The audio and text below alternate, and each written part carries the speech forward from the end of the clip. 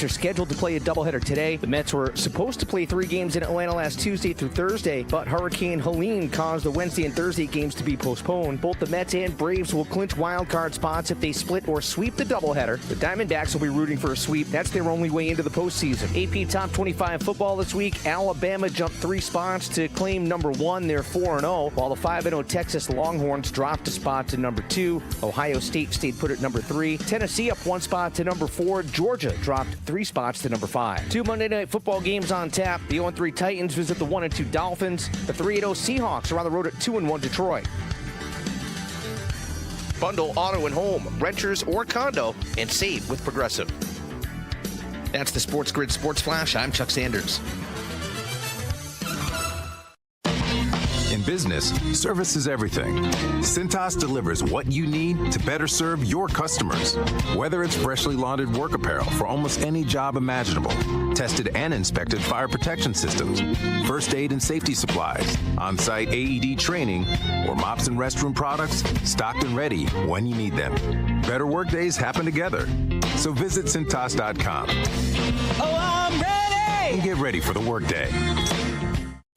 Fabric Talk. Hey, it's me, your couch. Today's my favorite day of the week. Febreze Fabric Spray Day. The occasional deep cleans are nice, but in between, you know I'm needing a refresh. Ooh, here she comes with the Febreze Fabric Spray. Oh yeah, spritz them armrests. Don't be shy. Nothing like a good spray down to get me smelling so fresh and clean. Don't forget my back. Nice. Febreze Fabric Spray. It's just that easy. Now we can both breathe happy. Febreze. La la la la la. No way football is playing in the fall and winter. Because the hits don't hurt as much when you're numb. Get the lowdown on all the sports action coming up right here. It's smarter to be on SportsGrid. This is the SportsGrid Radio Network. You're listening to Football Full Circle with Joe Lisi and Ben Stevens. Live right here to start off a new week. It's a Monday on Football Full Circle. He is the mastermind of the pigskin. That is Joe Lisi. I am Ben Stevens. On this Monday, here is our charge. We will look back on the weekend that was in football, the entirety of the Sunday slate, week number 4 around the National Football League, with 2 more games to go on this Monday night, a second consecutive week of a doubleheader, and everything we saw from the Saturday slate in college football in week number 5 as well, including the game of the year in college football between Alabama and Georgia. That was the hype entering, and the game on Saturday night in Tuscaloosa delivered. So much to get to here, Lisi, over this next hour up until 1 p.m. Eastern. Oh, great action Saturday. We watched it play out for, the first half, that game at night. And then the action yesterday in regards to the NFL teams, right? We saw it go straight through. Now, the Sunday night game wasn't as eventful as some of the others, but I'll tell you what, week number 4 provided upset city, baby. Big bad Aaron Rodgers and the New York Jets. What happened, Robert Salah? You tell me they lose outright. Oh, so bad for Jet fans. I mean, listen, there's a lot of things being discussed in New York. Is it the cadence of the offense? Is it the responsibility of the head coach? We will discuss here over these next 57 minutes or so. But, Lisi, guy, let's start with Sunday Night Football in the Charm City, a matchup of 2 conference contenders in the AFC, where the Ravens had to remind everybody, hey, we're still one of the best on this side of the NFL, and that's exactly what the flock did, winning big in dominant fashion over the Bills, 35-10. The flock easily covering as a 2.5-point favorite. Joe, they were winless through 2 weeks. They suffered a huge upset defeat against the Las Vegas Raiders. They have bounced back, beating the Cowboys on the road at the Star in week number 3, dismantling the Bills on a Sunday night in Baltimore. And it started right in the first quarter with their newest addition, Derrick Henry, making his name felt. Longest touchdown run in Ravens history, 80-plus yards to pay dirt, really set the tone. And he ends the game, Ben, 199 yards on the ground. I mean, 151 last week, 199 last night. I mean, a great addition to that offense that really wants to ground and pound and then utilize Lamar Jackson on play action. I mean, what an effort. This game was won in the trenches. They won it in regards to the offense and defensive lines. And I'm shocked, though. I wasn't shocked that Baltimore won, right? It's just how bad Buffalo only put up 10 points, couldn't run the football. Josh Allen, ineffective in regards to the passing attack to get blown out the way they did after blowing out Jacksonville on Monday. Poor performance.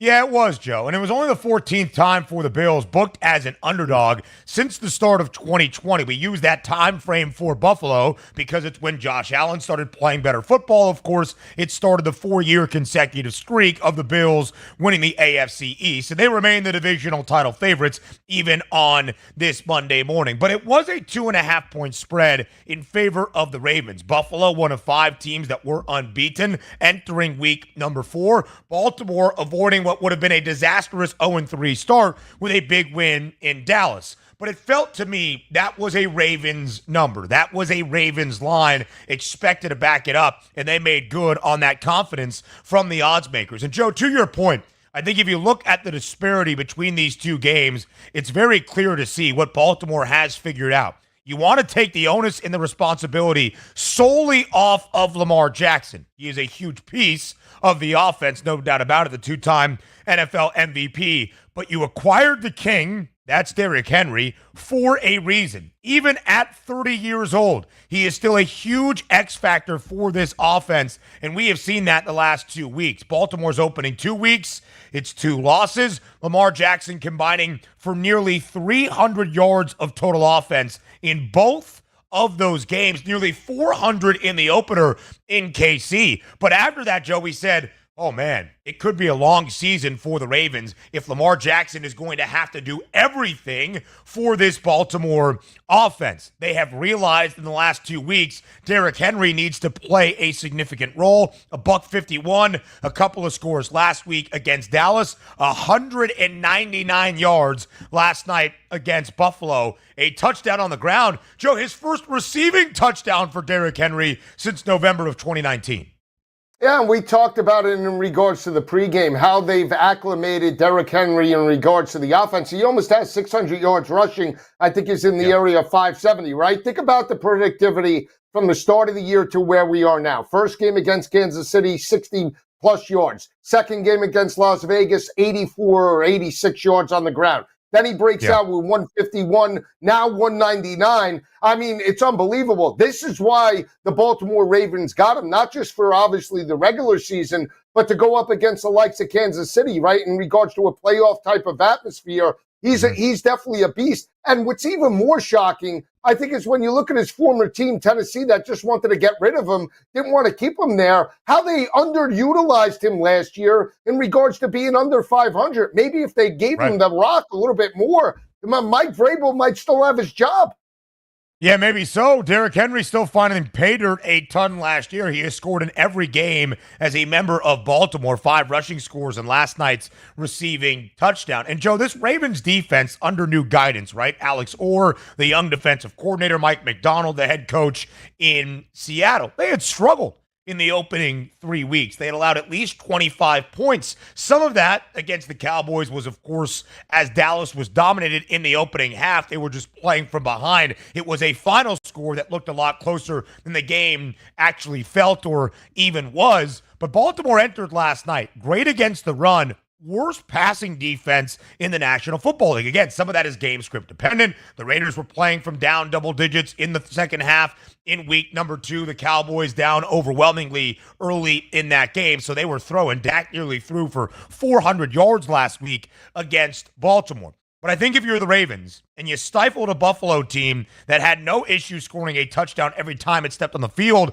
last week against Jacksonville, you feel good about the result. So, Lisi, we always take the outlook into consideration as well. Buffalo still second best price to win the AFC, plus 430. Baltimore third best number, only 10 cents back at plus 440. The Ravens have won 2 straight. They are back to being the divisional odds-on favorites within the AFC North. Yeah, and think about it, right? When the rushing attack is there, Lamar Jackson's that much more lethal, not just running the football, but to your point, play action passing, everybody's open. When you have Derrick Henry pounding for 200-plus yards, coupled with the fact that Kansas City loses potentially Rashee Rice for a period of time with that injury. What does that do to the offense for Pat Mahomes? They looked human last night in regards to LA, right? Struggling with that matchup and Justin Herbert. So you can never say never. Again, would I jump right into Baltimore here now? Probably not. I still believe in Buffalo to some capacity, but I want to see how they play out these next 2 weeks, see if they could rebound. But I mean, Baltimore is deserving over the past couple of weeks to be the top team in the AFC. Yeah, no doubt about it, Lisa Guy. When you think about Buffalo, it just felt like that game that was going to be difficult for the Bills to win. Probably not losing by 25, but maybe not the best spot to improve to a 4-0 record. The Bills in week number 5 will play the Houston Texans, another tough test. That's basically a pick 'em right now for the early look entering the week 5 slate. Buffalo was one of 5 teams that entered week 4 undefeated. As of this moment, 3 remain, but Seattle has yet to play its 4th game of the year, and they're a 4.5-point underdog tonight on this Monday in Detroit. That means 2 teams are left unblemished so far through 4 weeks. That's Kansas City and Minnesota. The Chiefs, not so surprising, but in the manner that they have started 4-0 has not been overly impressive. The Vikings, the surprise team, Lisa Guy, and the most impressive undefeated team so far. We'll talk about Minnesota going to Lambeau and winning big, although the final score might not indicate that. And what is ahead for the Chiefs? An unbeaten start, but missing a ton of significant offensive pieces moving forward. That's next.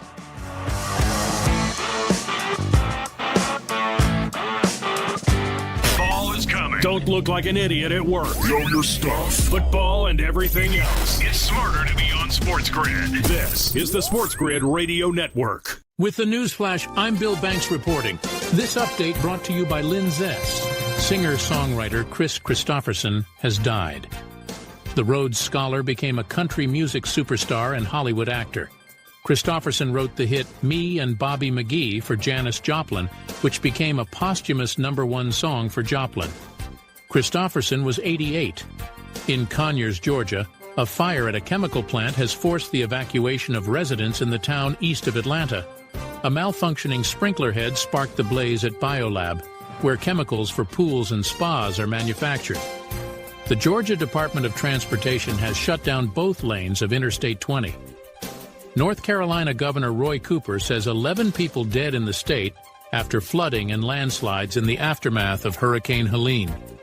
As many as 52 dead across the southeast in the wake of the Category 4 storm. With the Newsflash, I'm Bill Banks reporting. Last year's RV trip, we met a couple with the same bumper sticker. What are the odds? Your cousin isn't a good storyteller. He was a podiatrist, or was it a pharmacist? You don't say. Oh, I can't remember. But she owns an RV protected by Progressive, and you don't. So until you get your own RV, her stories are the most interesting stories you've ever heard. Wow, interesting. And when you do get your own RV, save money by bundling it with your home, auto, or other vehicles with Progressive. Oh, anesthesiologist. He was an anesthesiologist. Progressive Casualty Insurance Company, affiliates, and other insurers. Not available in all states. Doors take us to summers away or winter adventures and afternoon getaways. Your dedicated Fidelity advisor can help you open those doors by working with you on a comprehensive plan to help you reach your wealth's full potential. Because doors were meant to be opened. Visit fidelity.com/wealth. Investment minimum supply. Fidelity Brokerage Services, LLC, member NYSE SIPC. Fall is almost here. It's time to stow the lawnmower and get ready for all that glorious action coming your way. Stay tuned to SportsGrid for all the strategies, angles, and info you need to get the winning edge. This is the SportsGrid Radio Network. You're listening to Football Full Circle with Joe Lisi and Ben Stevens.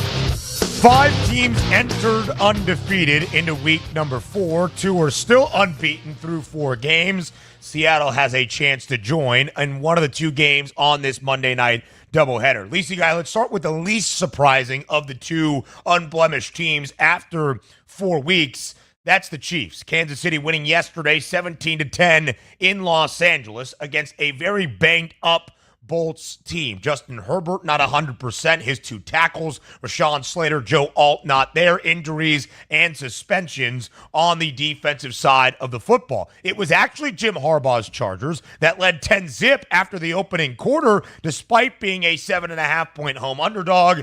The Bolts did not score again. The Chiefs do rally. They win 17-10. Samaje Perine scoring the game-winning touchdown with just about 6 minutes remaining. So, Joe, KC is a perfect 4-0. They're 2-2 against the number, missing out on the cover yesterday by that closing hook. How do you feel about the Chiefs moving forward? I feel just as good as I did at the start of the year. As long as Pat Mahomes is under center, he makes a cast of usual suspects elite, right? That's what he does. I mean, Kareem Hunt leads the team in rushing yesterday. Travis Kelce, right? 7 receptions, 89 yards. I mean, all of a sudden he emerges, right? So, and that was the thing. He had a huge performance last year, 13 receptions, over 180 yards, a touchdown.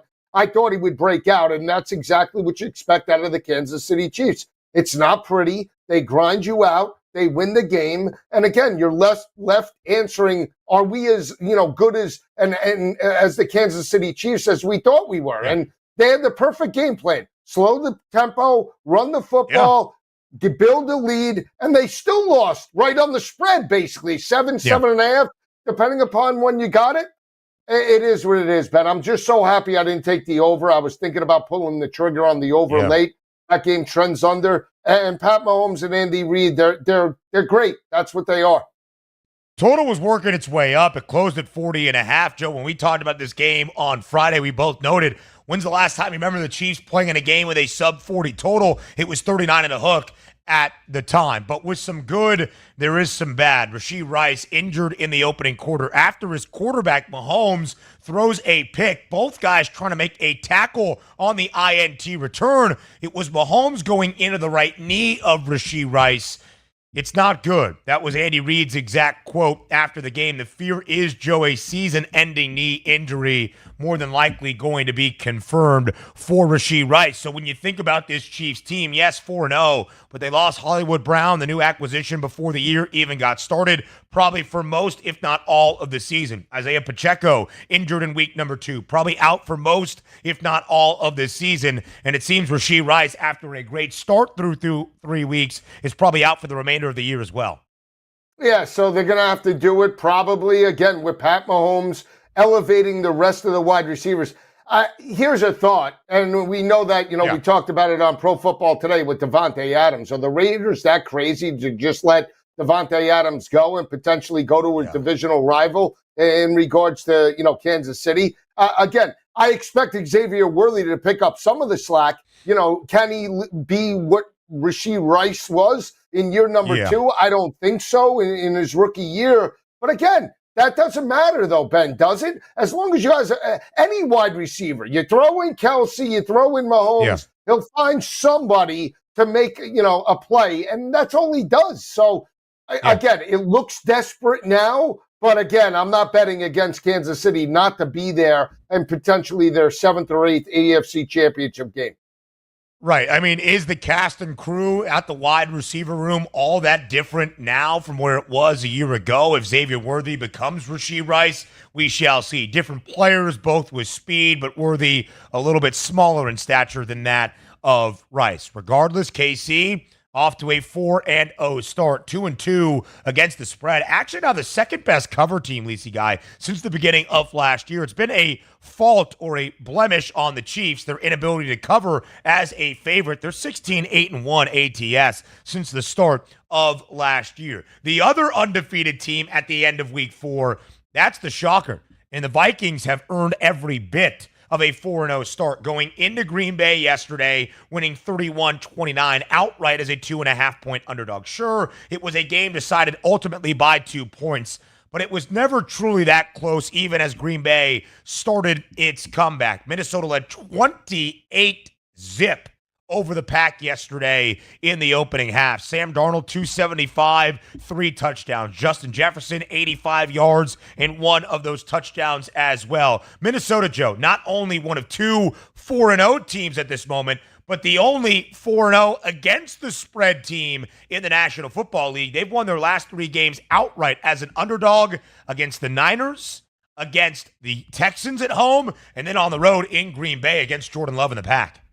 Yeah, so Jordan Love comes back, and obviously there was a little rust and inconsistency from the time off. He started slow. They build the lead, and that defense, we talked about it again. They only allowed Houston to rush for 2.7 yards per carry last week, right? So when you do that, you force opposing offenses into long third down situations. That's where Green Bay was in the first half of that game. They get the turnover, and then all of a sudden the momentum kicks in the other way, but it was too little too late. Sam Darnold, as long as he's healthy, he's playing within the scheme. He's not Pat Mahomes or Joe Burrow or any of the elite quarterbacks. But as long as he doesn't turn the football over and you have the best wide receiver in the NFL in Justin Jefferson, you're going to win games. And I'll just say this. You know, everybody talks about Derrick Henry, rightfully so. But Aaron Jones has been a bright spot to this offense. Another 93 yards on the ground. He can run it. He can catch it. And they are a balanced football team that I think people are selling short because I think they can potentially make it to the NFC Championship.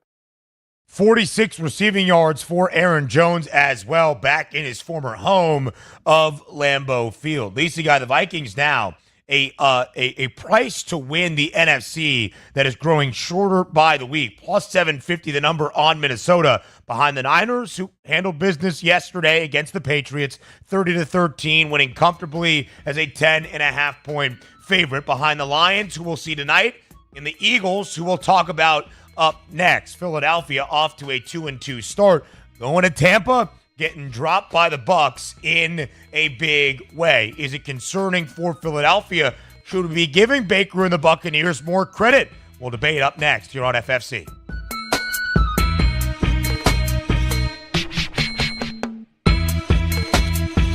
There's smart. And there's not smart. Not smart is hope as a strategy. It's smarter to be on SportsGrid. Keep it here And win. This is the SportsGrid Radio Network.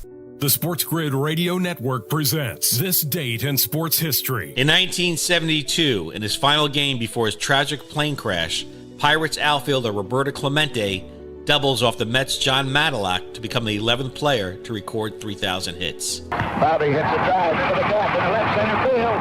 There she is. Clemente was elected to the Hall of Fame 6 months after his passing.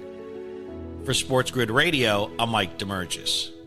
The Technology Minute with George Capalbo. Researchers at the University of Waterloo have created a new smart fabric when made into clothing can convert body heat and solar energy into electricity.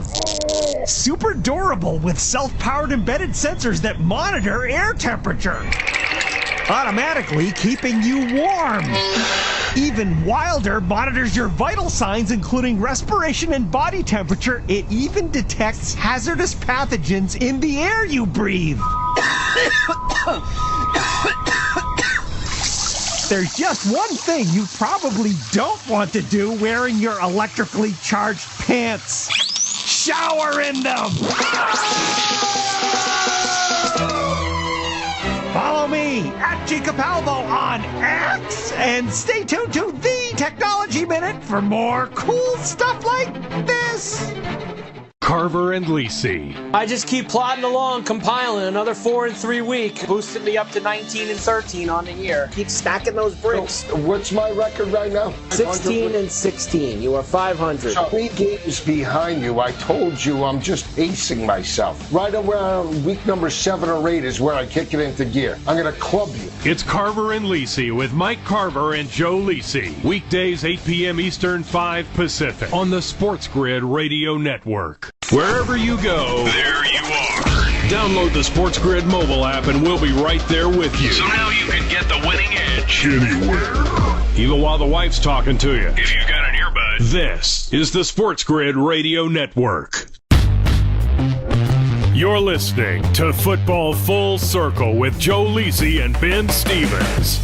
Live right here on FFC, a playoff rematch between NFC contenders yesterday in Tampa, and much like the end of the season last year for the Eagles and in postseason play for the Bucs, It was Tampa dominance at home, 33-16 against the Birds. They jumped out to an early 14-zip lead after the opening quarter. Baker Mayfield throwing for nearly 350 yards, had 3 total touchdowns, 2 through the air, and a rushing score. And yesterday, Joe, the Bucs closed as a slight moneyline underdog. Philly around minus 118, minus 120 on that moneyline price. So the Bucs continue to be the best underdog team since the start of last year in the NFL. 11-4 against the spread, but there wasn't much of a spread yesterday. 8-7 outright as an underdog since the beginning of 2023. That was the Baker Mayfield era's start in Tampa.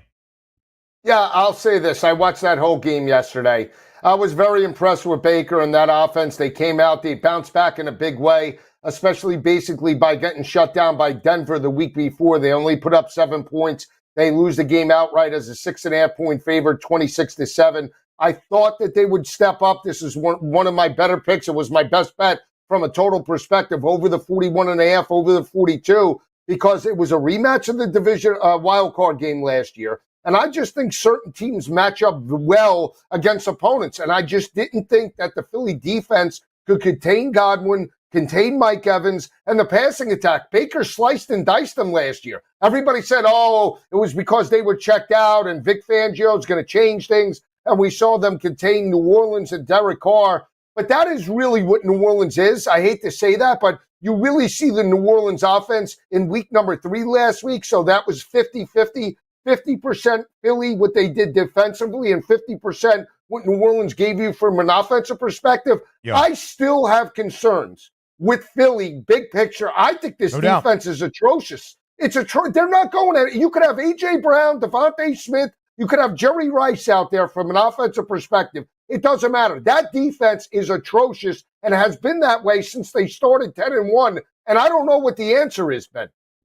They gave up 347 through the air to Baker, 111 on the ground as well. That's 445 yards of total offense allowed by Philadelphia. Sure, we did not. There was not A.J. Brown or Devontae Smith or Lane Johnson or some of those key significant pieces for Philly on the offensive side of the football. But it's not good defensively, and Vic Fangio was brought in to rectify that very, very quickly. So the Bucs, Joe, are 3-1. They've won 3 consecutive NFC South titles, and the 2 teams around them, the Falcons and the Saints, faced off yesterday. Atlanta wins a football game at home because of defense, special teams, and Younghoe Koo. He delivers the 58-yard game-winning field goal in the final moments as the Falcons win without scoring a single offensive touchdown. A muff punt on the first possession of the game by Rashid Shaheed, recovered by Atlanta, taken into the end zone, and a pick 6 as well for the Dirty Birds. It's how the Falcons edge out the Saints. New Orleans, though, does cover by the hook, getting 2.5 points. Yeah, they cover. But, I mean, Derek Carr, again, in back-to-back games in Atlanta, he's throwing pick 6s. You go back to last year, he threw a pick 6 to really put Atlanta back in terms of that matchup. The problem has been this for New Orleans right now. Now their offense is starting to regress. They're not as consistent as they were in regards to the first couple of weeks. Olave was banged up, so was Kamara. And again, the better quarterback yesterday, for the most part, was Kirk Cousins, right? Turnover-wise, it was more on Carr. I will say this, though. A big picture, if we're looking New Orleans and Atlanta and Tampa, my money all in on Tampa Bay. I don't think it's even close. I'm sorry. Here's the other factor. Great, they get the win, and they did it with defense. Why can't they utilize their biggest weapon, Bijan Robinson, in Atlanta? What are they doing with this guy? I mean, he's like a forgotten man. He had 45 yards in the air receiving. That's great. Yeah. But feed this guy 30 carries on the ground. Why'd you draft him so high?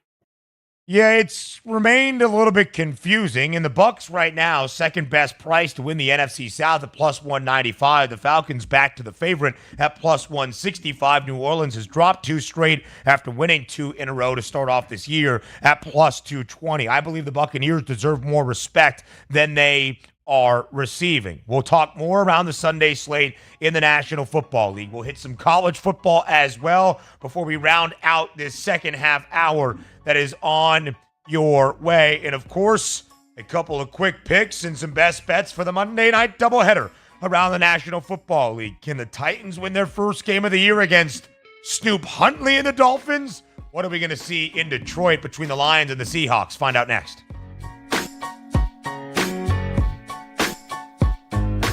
The winning edge. You've got it. But not everybody has it, because not everybody listens to us. But we're working on that. This is the SportsGrid Radio Network. Progressive presents the SportsGrid Sports Flash. I'm Chuck Sanders.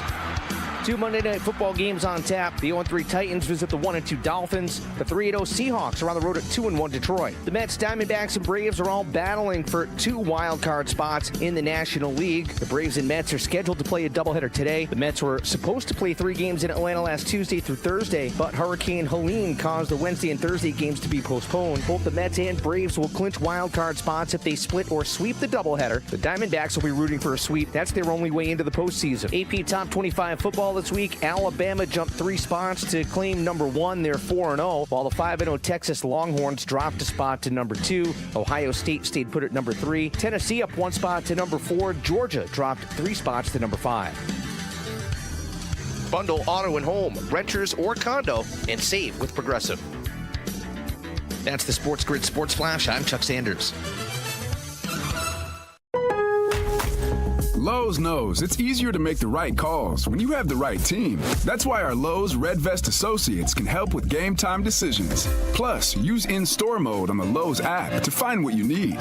Under pressure at home and want it soon? Order online by 2 p.m. to get it same day. Same day valid on eligible in-stock items and select zip codes only, subject to driver availability. Fees vary based on purchase, exclusions, and more terms apply. See Lowe's.com/same-day delivery for details. Progressive presents good news, bad news, dumb news, then great news. Good news. While leaning over the fence, your neighbor said you could save money bundling home and auto insurance with Progressive. Bad news. Your neighbor leaned over a little too much and broke your fence. Dumb news. Somehow fence wood is more expensive than wood. Great news. You decide to see if you could save money bundling at Progressive.com and to plant really tall shrubs. Progressive Casualty Insurance Company affiliates and other insurers not available in all states. Days are getting cooler. And shadows are getting longer. You know what that means? It's football weather. So bundle up and keep it here for all the latest strategies and gridiron information. It's smarter to be on SportsGrid. This is the SportsGrid Radio Network. You're listening to Football Full Circle with Joe Lisi and Ben Stevens. How about those rookie quarterbacks in week number 4 of the NFL season? All 3 got a win in various performances. Lisi Guy, let's start in MetLife on a sloppy, rainy, ugly Sunday in the Meadowlands.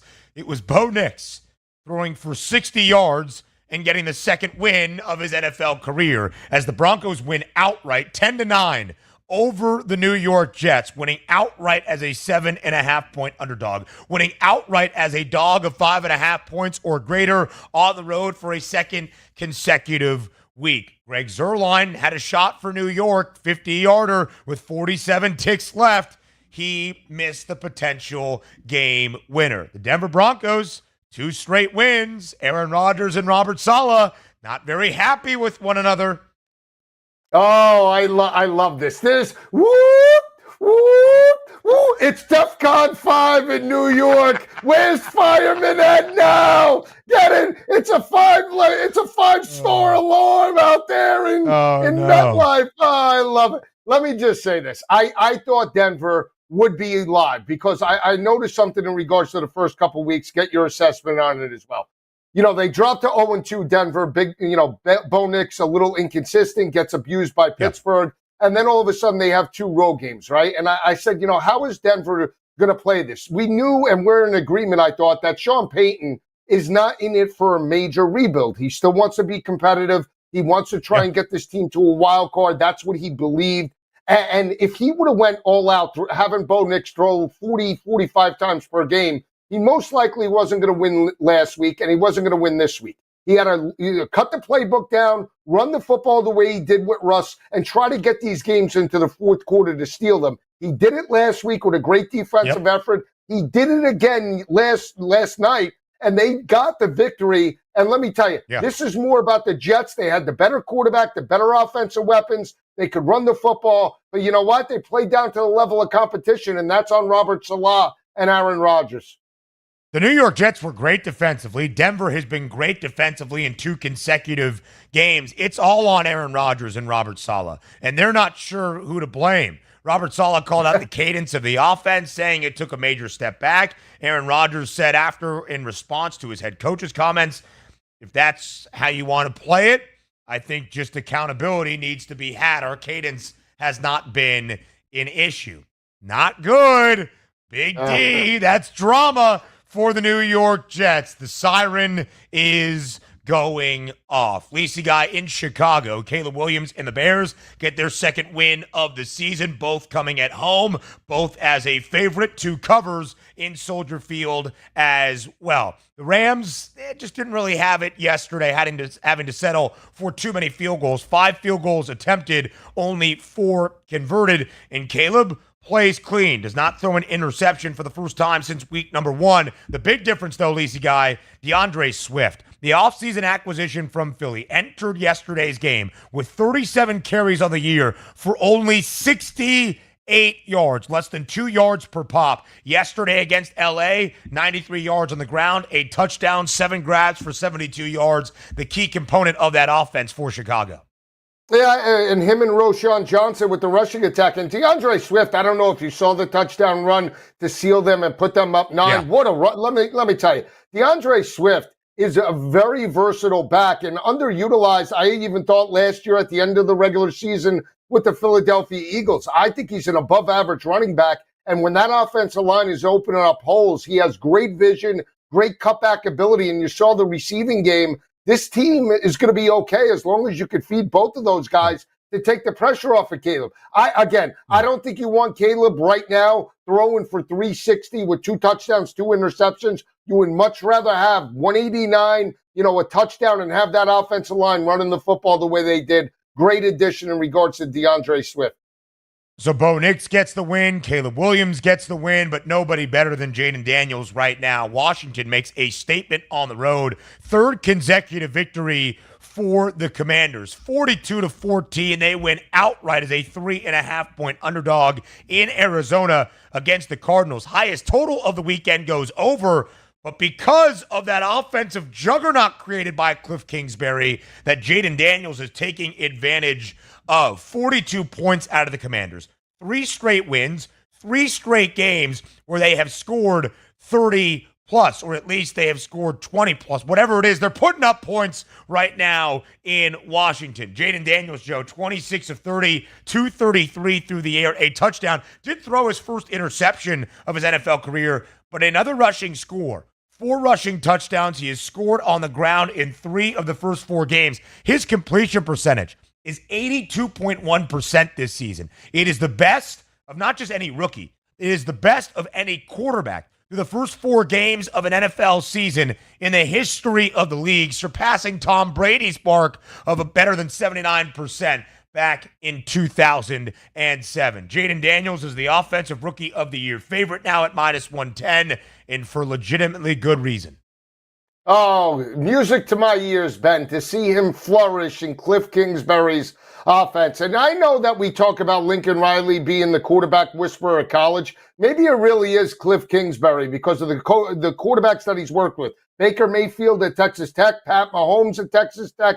You see Jaden Daniels. I know there's a couple others in regards to that, just elevating their game to the next level. That's what he does. But I saw it from game 1 in regards to that loss. He started to get into a little bit of a rhythm at the end of that game. It's carried through, just like Derrick Henry. They have acclimated him to the offense to where now everything is at his disposal. They're taking better chances. Again, offense playing clean. Terry McLaurin with another big touchdown reception. He's getting more involved. This team is legit. 3-1. The way they're playing now, they're a playoff contender. Not maybe tops, but a wild card, 9-10 win football team? Absolutely.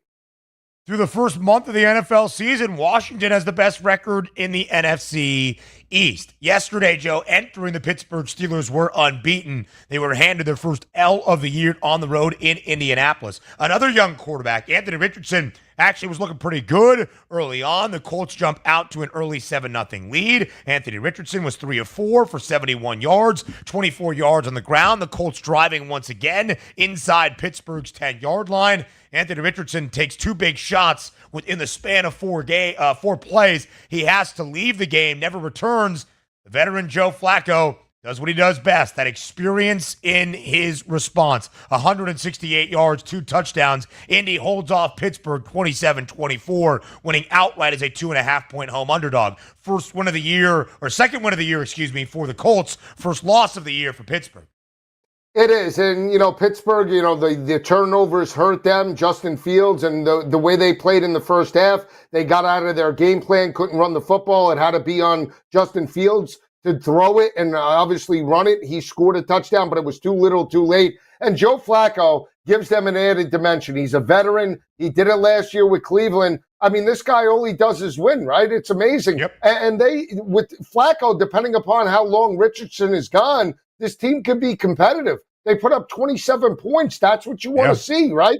Outscore opponents. Passing game got going too. Against the best scoring defense in the NFL through the first 3 weeks, the Steelers were the only team allowing less than double digits, 8.7. Justin Fields good yesterday. 312 yards, a touchdown through the air, Pittsburgh's leading rusher, 55 yards, and 2 scores. That's not necessarily how Pittsburgh wants to win games. 2 winless teams in action yesterday. The Bengals get their first win in Carolina, 34-24, covering as a 5.5-point favorite. The Texans also a 5.5-point favorite against the 0-3 Jags. Houston, 9-play, 69-yard drive under 3 minutes remaining to come all the way back and beat the Jaguars 24-20. Yeah, Cincinnati has a glimmer of hope. Just kill the Jaguars now. They're dead and buried.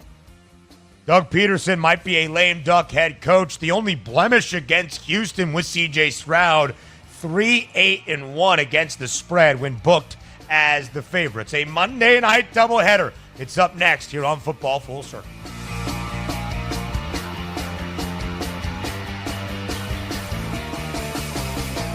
Yeah, it's getting cooler. Football weather is here. Stay tuned for all the latest odds, strategies, and info. It's smarter to be on SportsGrid. This is the SportsGrid Radio Network. With the news flash, I'm Bill Banks reporting. This update brought to you by Lynn Zest. North Carolina Governor Roy Cooper says 11 people dead in the state after flooding and landslides in the aftermath of Hurricane Helene. As many as 52 dead across the southeast in the wake of the Category 4 storm. In Conyers, Georgia, a fire at a chemical plant has forced the evacuation of residents in the town east of Atlanta. A malfunctioning sprinkler head sparked the blaze at BioLab, where chemicals for pools and spas are manufactured.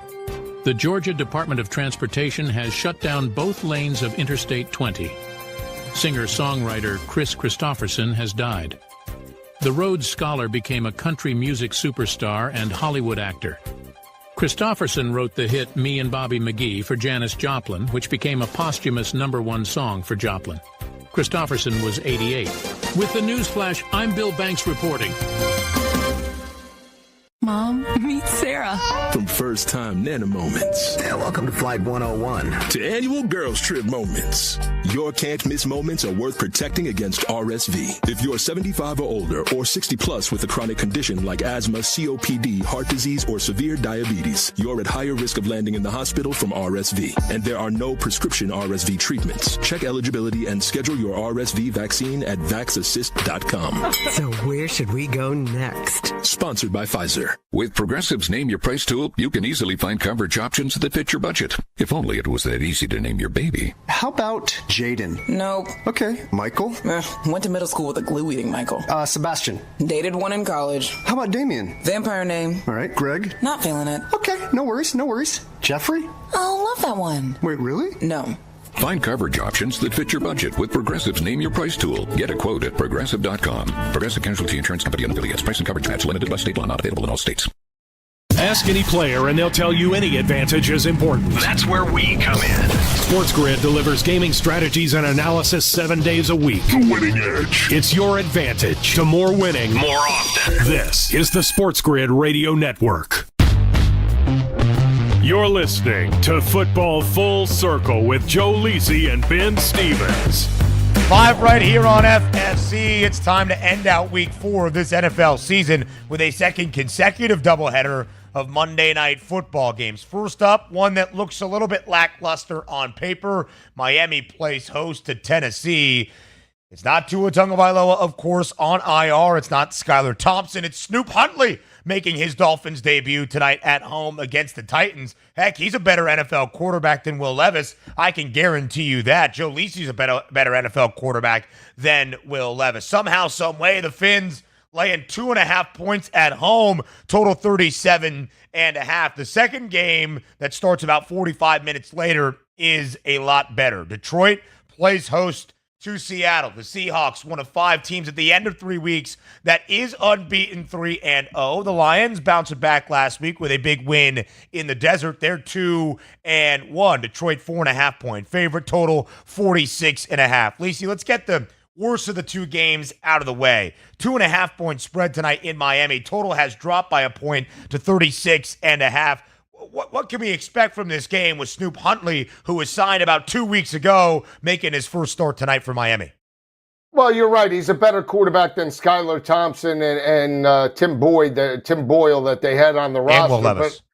And Will Levis, right, on the other side in regards to that. But this was the game that they were 14.5 point favorites last year, and Will Levis actually lit up their defense. I am concerned because can they get the football to Jalen Waddle and Tyreek Hill? I know they're favorite, and Mike McDaniel beats up on subpar competition. But again, is it going to be, run Devon Achane and all those running backs right, and the other one, Jeff Wilson, into the line of scrimmage and hope to win this 9-3? That is the concern.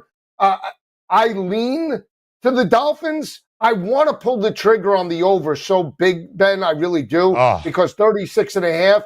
But I can't do it right now. I need a little more confirmation. I might have to search for some kryptonite and find it. So I'll just say, if I was going, I'm probably not going to bet this game because I don't think anything looks good. But if I had to have one, it's prove it time for Mike McDaniel. You want to be considered the offensive guru of your best buds like Kyle Shanahan, Sean McVay, Matt LaFleur, then do what they have done and adapt with less. You've known Snoop Huntley as your quarterback for a week. What have you game planned with? What have you found to beat the Tennessee Titans? You are listed as a favorite. I go Dolphins over team total 19.5. Miami enters this week as the worst scoring offense in the National Football League, only averaging 11 points per game, and that includes the fully healthy game with Tua Tagovailoa. I think it's time for Miami to see what they got with Mike McDaniel. Hey, Snoop Huntley's a Pro Bowl quarterback. People do forget. And, Joe, I will just say this. Miami has a favorite under McDaniel, 18-5 straight up, 14-9 against the spread. They're listed as a favorite for a reason. Most of that is because Will Levis is awful. 3 games this year. He has thrown an interception in all 3. 2 of the 3, multiple interceptions. He has had a fumble in all 3 games. Thus, multiple turnovers in all 3 games for Tennessee this year. This might be the last time we see Will Levis start an NFL game tonight if Miami does win at home. Yeah, you're right, but Will Levis does have 196.5 passing total prop with Snoop Huntley at 165. Yeah. When is the last time you saw Tyreek Hill be healthy and have a prop bet at 50.5?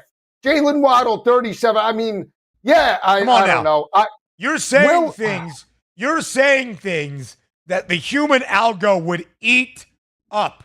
Just the contradictory nature of your brain. You are saying things out loud that would cause you to think this has to happen. Tyreek Hill will get 75 because he might throw the ball to himself and run down the field faster. Right, which is probably why I'm going to take Will Levis up to 2.25 at plus 188 because that's how the human algo works. Will Levis sucks. Sure, we'll do it. I agree with you. Right? I can't.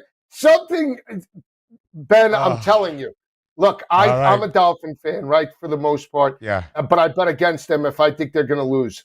They should cover this game, but I have no confidence in Mike McDaniel. And if you're just looking at body of work, this was one of, and I know it's a different defense, but one of Will Levis's breakout games was this game last year against Miami. And here we go. You know, you're telling me he can't get the two. He's got better wide receivers that, in regards to their passing game, is much more consistent, at least right now. I mean, tell me consistently, yes.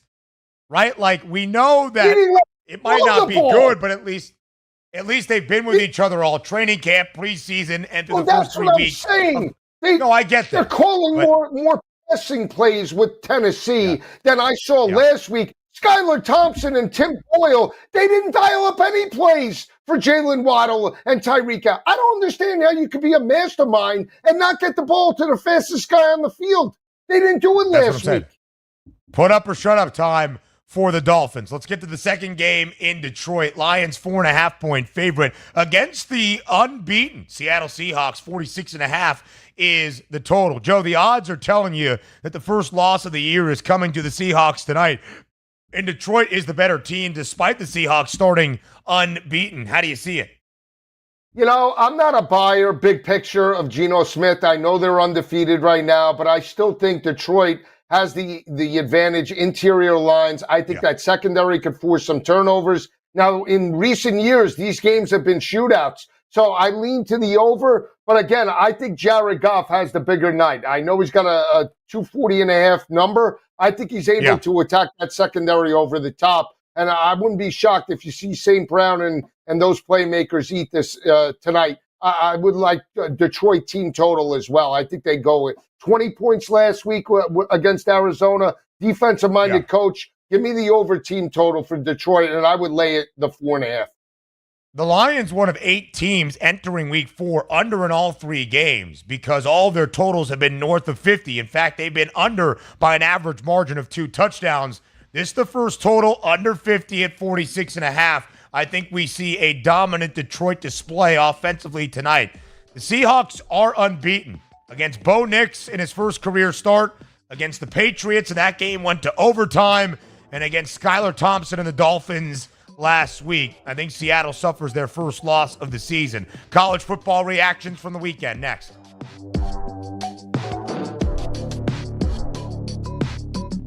The boys of summer become the champions of fall. The World Series is on its way. And SportsGrid brings you every angle. This is the SportsGrid Radio Network.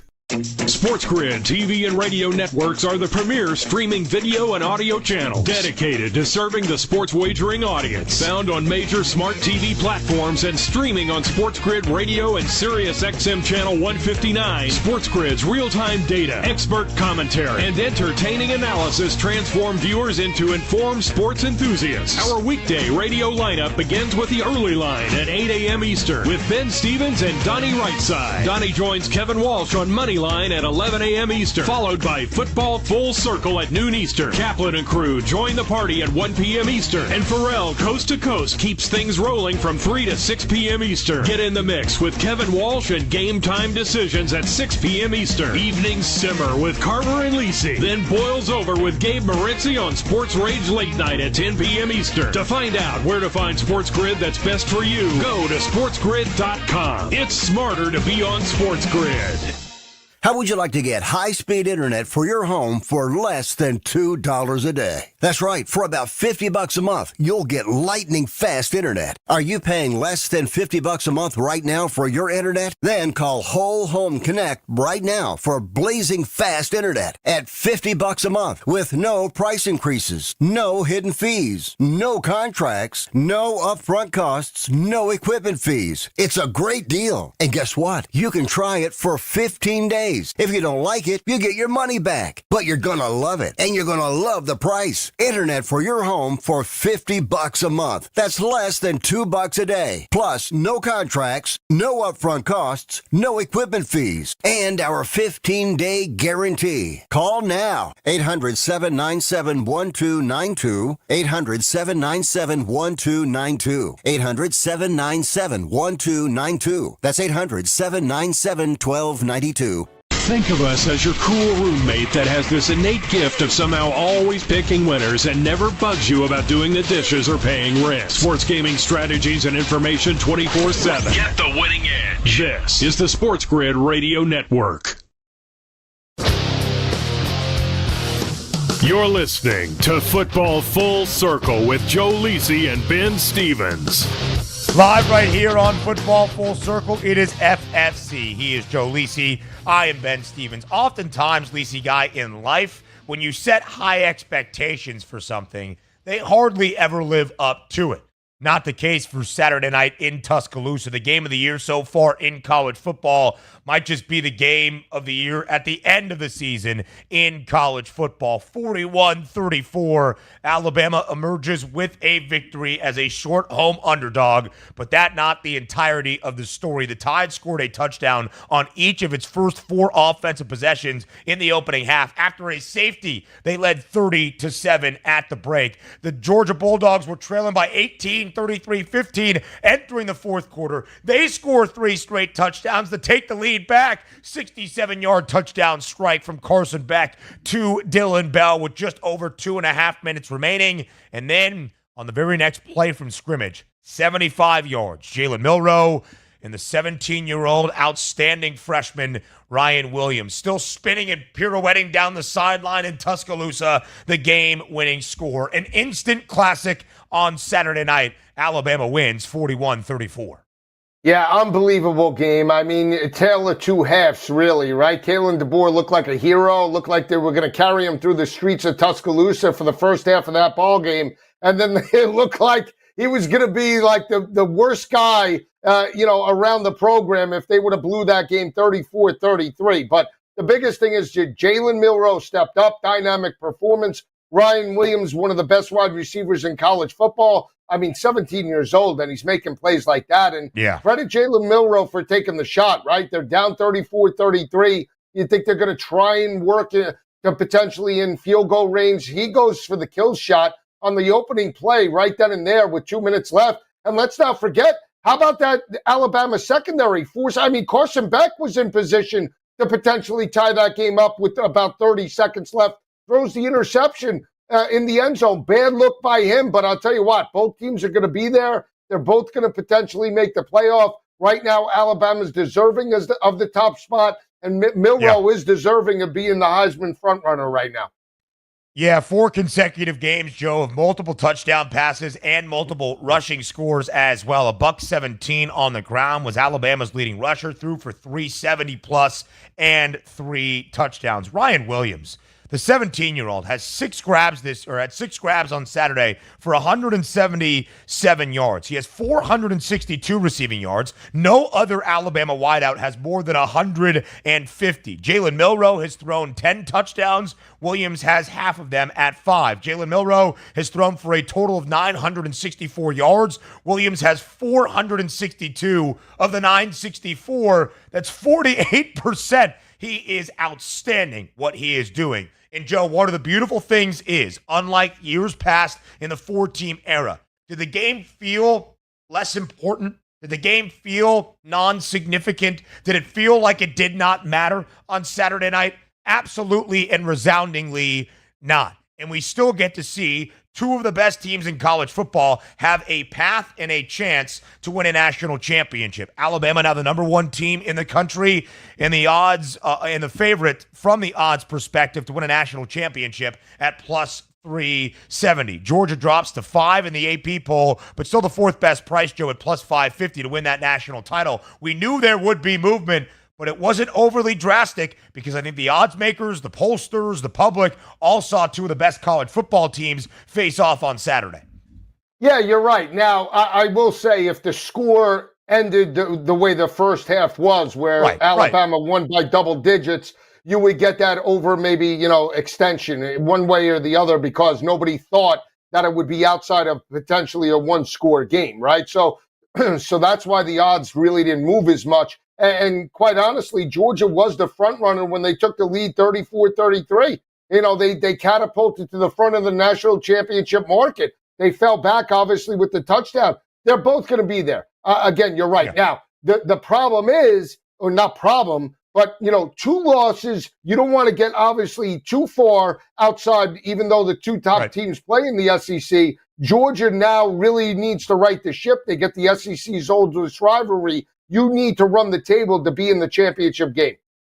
To be in the championship game, for sure, to earn an at-large berth, we are going to see teams have multiple losses. What a game it was. A couple of other scores. Penn State wins by 14 in Happy Valley against Illinois. The Illini do cover as a 17.5-point dog. K-State dominates Oklahoma State to stay in Big 12 title contention. Notre Dame wins by a touchdown as a 6.5-point favorite in South Bend over Louisville. He's Joe Lisi. I'm Ben Stevens. Football Full Circle returns tomorrow, noon Eastern Time.